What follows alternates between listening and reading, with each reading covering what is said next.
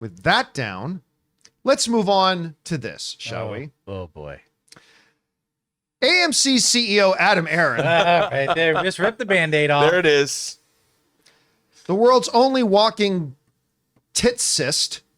I'm not a big fan of Adam Aron. It just is what it is. I was going to bring up a picture, but I just feel happy that it was too cool. I held my finger off the button. Yeah. Is that a Dr. Pimple Popper episode I missed? You shouldn't pop a cyst. I'm not a fan of the gentleman. My own personal opinion. I think he's been a wretched CEO for AMC, especially following Jerry, who was an amazing CEO for AMC back when I was there. But at any rate, he just came out and said some things. Because, you know, even a broken clock, what do they say, is right twice a day. He just came out and said some things that I am actually in full agreement with. No. Yeah, he did. The headline is that Adam Aron, AMC's Adam Aron, slams the 17 and 30-day theatrical windows as too short, calls the whole topic a very live debate right now. And I am, listen, I got to call it like it is. I am actually completely aligned with him on this. I agree completely. The article in Deadline writes the following. This is quoting Adam Aron, who says, "We would like to convince all the major studios that they should keep movies in theaters longer. Frickin' men," the CEO of the nation's largest exhibitor said today, noting that, yes, windows have shortened since COVID, but where they could ultimately wind up is still, quote unquote, a very live debate right now. Adam Aron said, "In our view, 17 days or 30 days are too short. And this is a conversation that is front and center live, not just wishful thinking," he said. He's absolutely right. And my personal feelings on his performance as the CEO of AMC aside, if I'm going to criticize when I think he's wrong, I have to give him his roses when I think he's right. He is absolutely right. A 17-day window is absolutely ridiculous. They should string and quarter whoever. Oh, wait, what? Oh, from 2020. AMC Theaters has struck a historical agreement with Universal that will allow the studio's movies to be made available on premium video on demand after 17 days of play in cinema. Adam Aron, you remember this is 2020, Adam Aron said AMC in theaters enthusiastically embraces this new industry model, both because we are participating in the entirety of the economics of the new structure and because premium video on demand creates the added potential for increased movie studio profitability, which should in turn lead to the green lighting of more theatrical movies. He's the one who created this problem. He made this problem. He comes out, "Oh, we are totally against this stupid 17-day window." You made it. You're the one who opened the door for Universal Studios to come in and say, "We want a 17-day window." Sure, Universal, you opened Pandora's box. You're the one who did it. Well, he wants to close it now. You know what it reminds me of?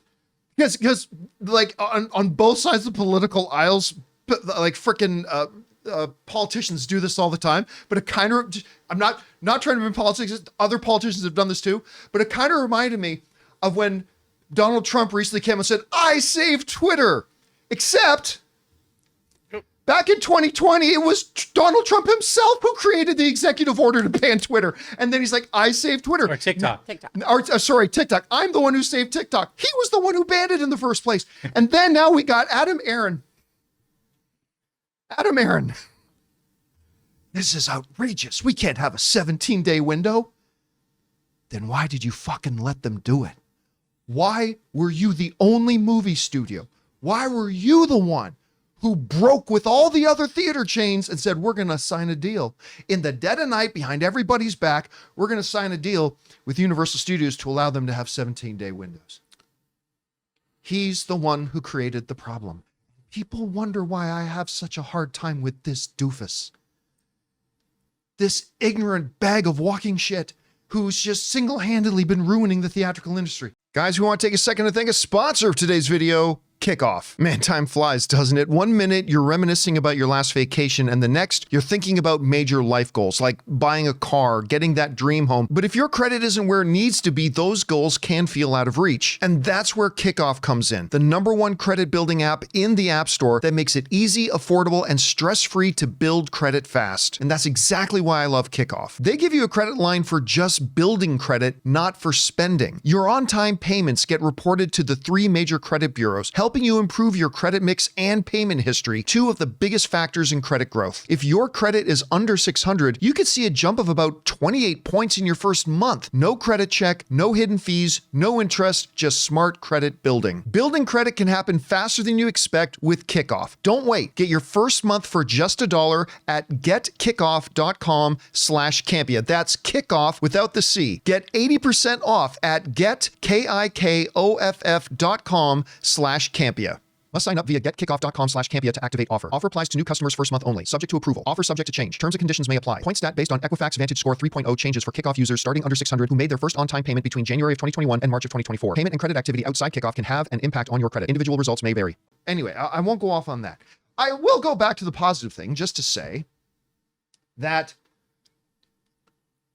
I agree the 17 and 30-day window. Rob, we've talked about this for years, that the shortening of the window has more and more conditioned the movie-going audience to, hey, you don't need to go watch movies. Right. You don't need to go. You know why? Because it's going to be out there. I remember Twister did that recently. There was another movie that did it recently. It's like just the ongoing Companion. 16 days. You know, Prince once wrote a song called 17 Days. Maybe he was B-side, prophetic. but it wasn't about this. It was about romance. Maybe he was prophetic. And just the whole idea that they just, every time they do it, they condition the audience. And then they're wondering, man, why are we getting less box office returns? Why aren't we making the money we used to make? Anyway, Rob, you had a chance to see the issue at hand. What are your thoughts? Well, I mean, I think you're right. The idea is that we have conditioned, or the theaters have conditioned audiences, and so is our entire, let's face it, it's the entire entertainment ecosystem has conditioned people to not necessarily run out to the theaters to see something unless they're being provided some kind of a spectacle. It's got to be bread and circuses to get somebody to come out to go see a film, which is really too bad because, as I said, brought up Companion. Companion it's my favorite movie of 2025. It was so much fun. And I was in a theater full of it was 5 people in it on a Friday night, or actually it was on a Thursday night. And it diminished. If I was there, the whole theater full of people, they would have loved it. They would have had the experience. They would have gone and told their friends, you got to go see this movie.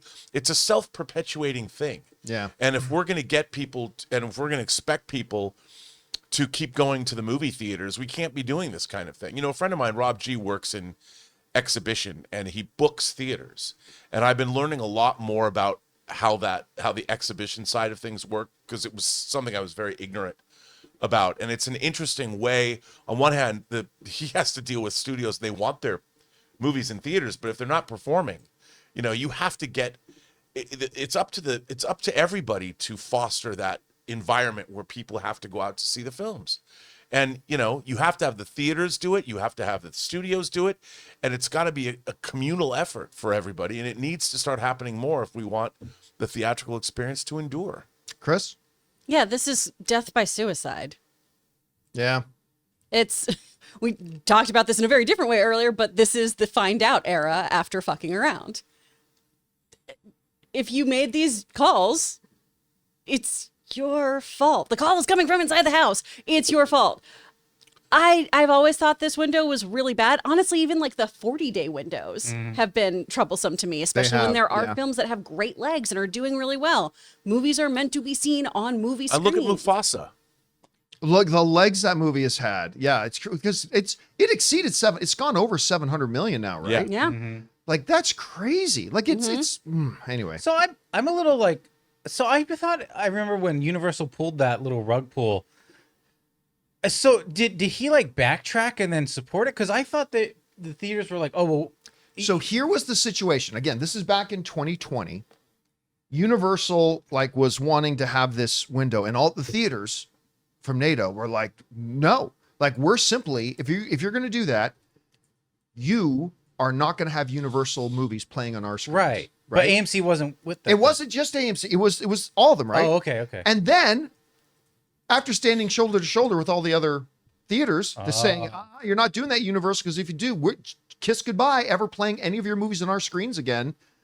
In the dead of night, Then he okayed. Adam Aron signed a deal with Universal Studios. You can play your stuff on our screens for 17 days.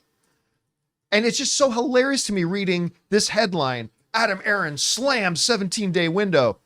And then turn the page looking back. What's that 2020 article? Oh, we at AMC enthusiastically endorse this model. It's like, you piece of garbage. Anyway, guys, question is for you. What do you think about this? Adam Aron, I believe, rightfully coming out and criticizing the 17 and 30-day windows that some studios are trying to do. It's hurting themselves. It's, as Chris pointed out, it's death by suicide. But it's being said by the same guy who opened the door to it. I don't know. Whatever you guys think about this, jump down to the comment section below and let us know your thoughts. Hey guys, thanks so much for watching this video. Make sure you like the video, leave a comment, and subscribe to our channel. And don't forget, we have a daily podcast called the John Campea Show podcast, available on Apple Podcasts, Spotify, or your favorite podcasting app of choice. Go and subscribe to it today so it'll be there when you need it.